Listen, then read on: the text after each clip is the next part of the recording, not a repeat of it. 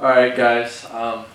So my talk is going to be all about gifts, how to use those gifts, how to receive those gifts, and to really to just be yourself and be the image of God that is within you. And so that's kind of the gist of my talk. But we're gonna start off with a little bit of a overarching analogy that I'm gonna use the whole talk, and it is very fitting for me because it's farming. And so basically, when I first started thinking about gifts, and I started thinking about how there's definitely times in my life where I think I have gifts and I use those gifts, but there are definitely times in my life where I'm like, do I really have what it takes? Can I weather the storm? Do I have these gifts that God has given me? And I started thinking about my grandpa and kind of how he lives out his life. And my grandpa, he's been a full-time farmer since he got out of high school. He's 80 years old, and he still works 50, 60, 70 hours a week. He can't stop. And I always wonder, how is he able to do that? How is he able to continue to go? Because, farming's hard. You're in the heat all the time. Sometimes you plant a crop and you spend a lot of money on the seed, and then all of a sudden you get no rain. And you're like, okay, God, we're going to go with it. And you just keep moving forward. And I think for kind of reflecting on it, it's his perspective about his gifts and just realizing that, hey, this rain is a gift. The ability to go home to my wife is a gift. His perspective on that is how he's able to do that continually. And I was talking to him about this talk before I came here, and one thing he said was, John Michael, never forget that God is infinite, but you are finite. And I was like, what? Okay, so we're going to use all that, and I'm going to go into that little snippet a little later, but so the layout of this talk is really funny because yesterday some guys were like, bars, dude, that's the layout of my talk. It's believe, ask, receive, share. B-A-R-S, bars. So we're going to dive into the first little point, believe. So this past May, I got the wonderful opportunity to go on a mission trip to Denver. And we served in a homeless shelter for 7 days. We served meals. We were up at 4 in the morning serving meals. And we really got to journey with them and be their friends. That was the coolest part. We got to be their friends.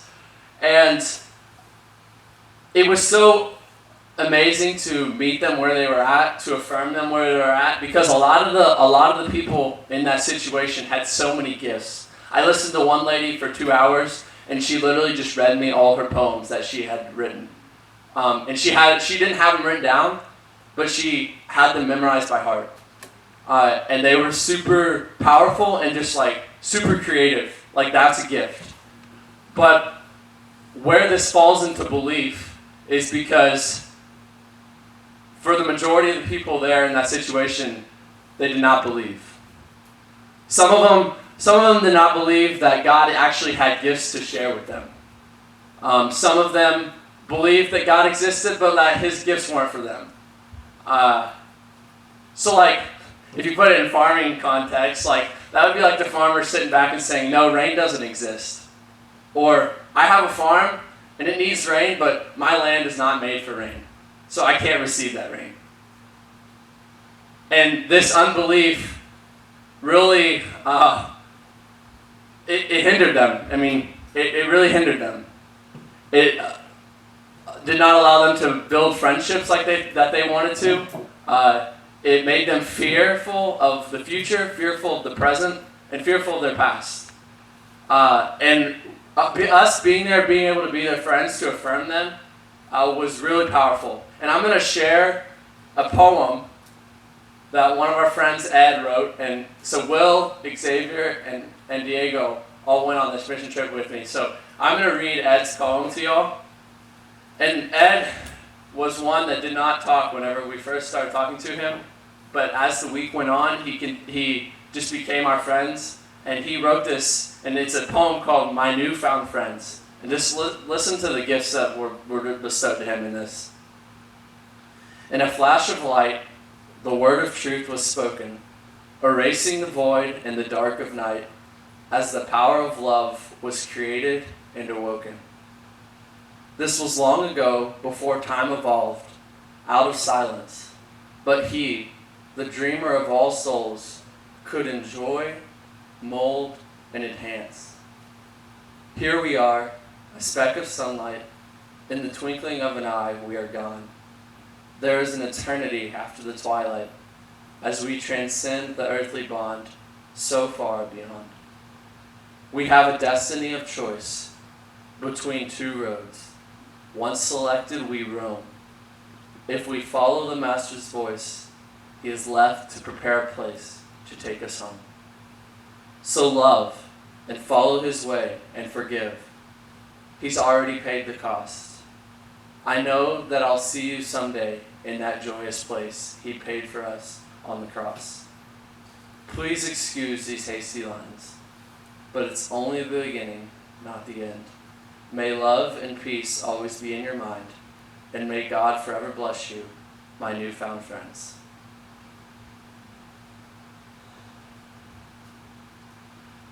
And as I read that, it brings me back to Ed's face and just like how he presented that letter to our group. And I think the uniqueness of it is that the belief, and is the fact that God grants gifts to individuals, but those gifts are more easily acknowledged and discovered within the walls of the community, within the walls of Affirmation. And that's something that each and every one of us is going to struggle with. I definitely struggled with last year. It's like believing yes, you are worthy to go out and serve your freshmen. You are worthy to be rejected by your freshmen. But if you start getting down, you can lean on those in the community. You can be affirmed by those. So it's not only our job to believe in our gifts, to believe that there is rain, to believe that our fields are worthy to receive it, but it's to believe that others are worthy to receive their gifts as well.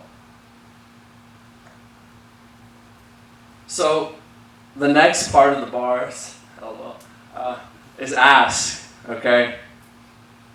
You ask, you pray for rain.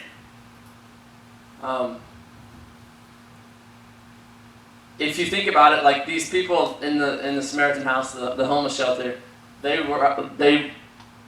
didn't believe necessarily in themselves because they had miscommunication between them and God, between them and their friends. Well, miscommunication, that happens if you don't ask for something, if you don't carry out a conversation, if you don't talk to someone. Okay? So pray for rain. Pray for gifts. Ask for them. Be bold in asking. God has made each and every one of us in his image and likeness. And even though we are finite, he is infinite. And so we can ask of him whatever, and he is infinite. There's no limits to what he can grant us. So let's ask for it. And it's way more than we can think. And I'm going to read Matthew 7, which is the typical whatever, I'll read it. Hang on. Ask and it will be given to you. Seek and you will find. Knock and the door will be opened to you. For everyone who asks receives, and the one who seeks finds. And to the one who knocks, the door will be opened. Which one of you would hand his son a stone when he asks for a loaf of bread, or a snake when he asks for a fish? If you then, who are wicked, know how to give good gifts to your children, how much more will your heavenly Father give good things to those who ask of him? There is no greater way to trust in the Lord than to relentlessly and in complete and total faith ask for his infinite gifts. There's no other way. No greater way. But a problem that we can run into, especially being GLs, I'm a GL, yeah, the Father has granted me gifts, but it is to become complacent in them. Complacency leads to a stagnant faith. Complacency can be a spot where the devil is able to sneak in. Complacency can show that you don't care. It can show indifference. So continually ask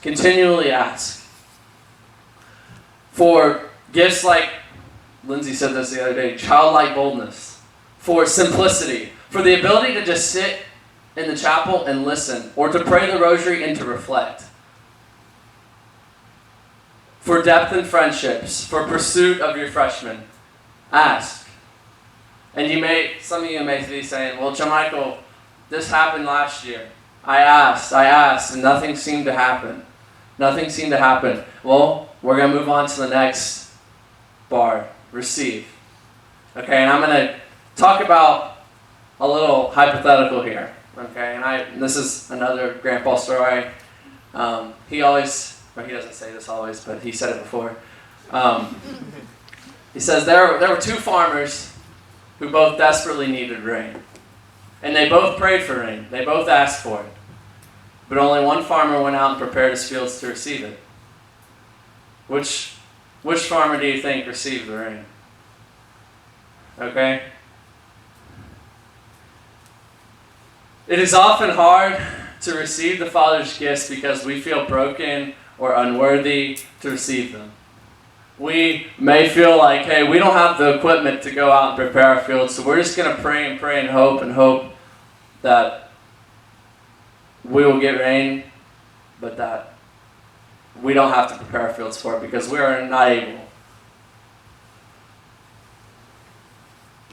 There are two kind of fixes to that, right? You can either say, well, I need to learn to receive the rain, to receive the Lord's gifts amidst my brokenness, or I need to become more like God, more perfect, and kind of get rid of my brokenness. And so the church kind of goes into both of those. They teach about the Lord's mercy, okay, and how we can become more like Christ through the sacrament of confession.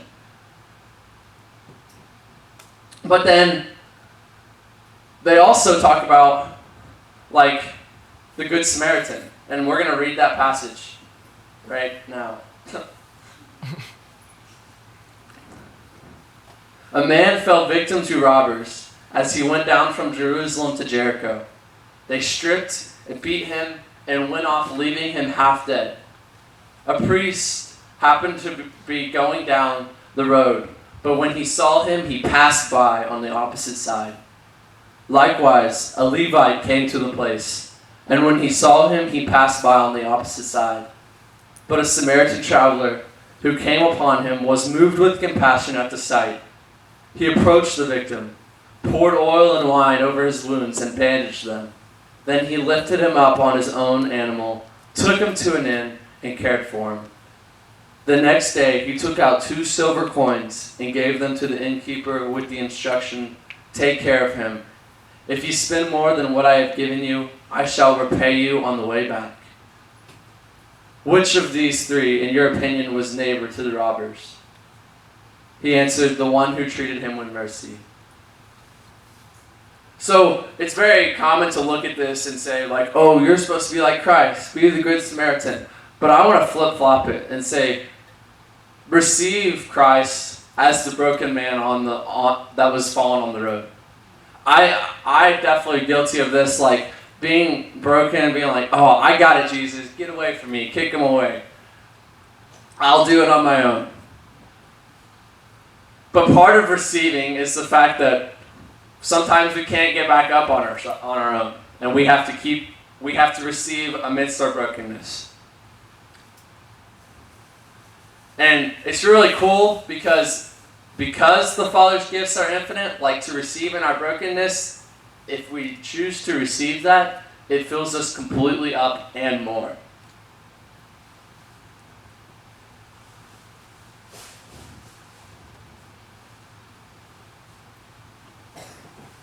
Okay, so we'll move to share now. So we have believed in the rain. We say, okay, God, there is rain. We prayed for it. We've prepared our fields for it. And we've received it. So now what? Well, it's time to grow. To become a beautiful ear of corn. Or a strawberry, or whatever your favorite succulent or plant or whatever is, okay? But here comes back to what my grandpa was saying about being made in the image of God and how God is infinite and we are finite. Okay? If you think about it, we're made in the image of God, but we're finite, so we are a piece of the image of God. Each are a unique piece. Like, if you imagine like one of those giant mosaics in those like ancient churches, like we're one little tile. And together we make this beautiful image. Okay?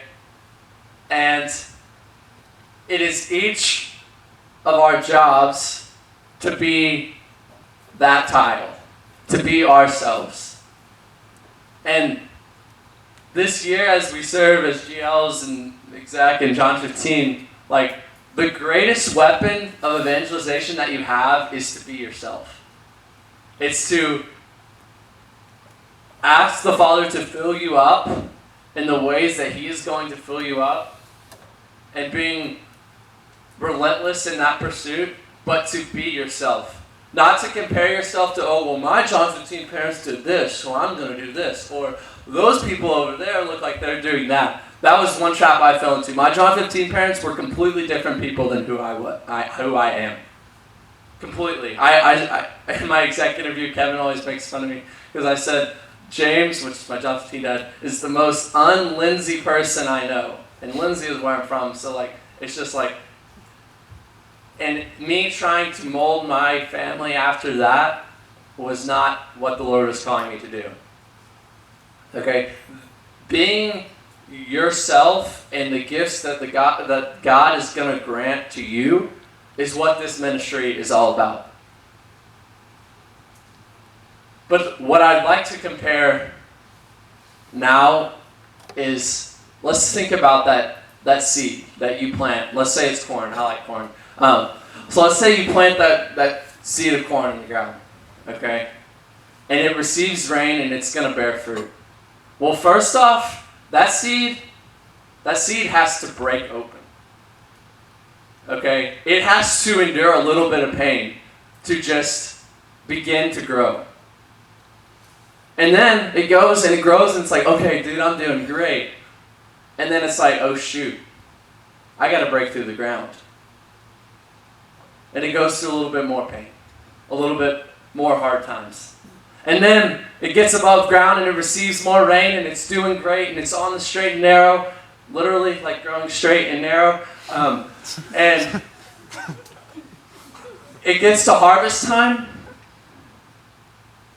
And as harvest time comes, me, the corn picker, comes and pulls the ear off of the corn, off of the stalk, rips it off, takes a piece of it. That is what laying down your life for one's friend is. And that is like the greatest gift and the greatest way you can share your gifts. Okay? And then, not only that, like the corn's off the stalk and you take it, and it's still got the husk on it, right? And you gotta get to eat it, you gotta peel it back, layer by layer, peeling it back, like an onion. No, it's like an ear corn, not an onion. So, like, this pursuit is not gonna be easy. Being yourself is not gonna be easy. It's gonna take perseverance by breaking ground, perseverance by breaking your seed open. But I once heard in a talk, and I don't know, maybe a couple talks or 3 talks, or I don't even know, that like, brokenness allows love to flow out. And I'd like to leave y'all with this. And this is kind of a good sum up of the whole talk. And it's John 15. And it's not a line, it's just an image. And it's about the vine and the branches. Okay? And we talked about belief. Belief would be saying, no, there's no vine. There's no branches. Okay? It could be either way. You could say, I don't believe in God or the gifts that He grants. So you'd be like, okay, there's no vine. I may be a branch, but there's no vine. Or you could say, well, there's a vine, but I don't think I'm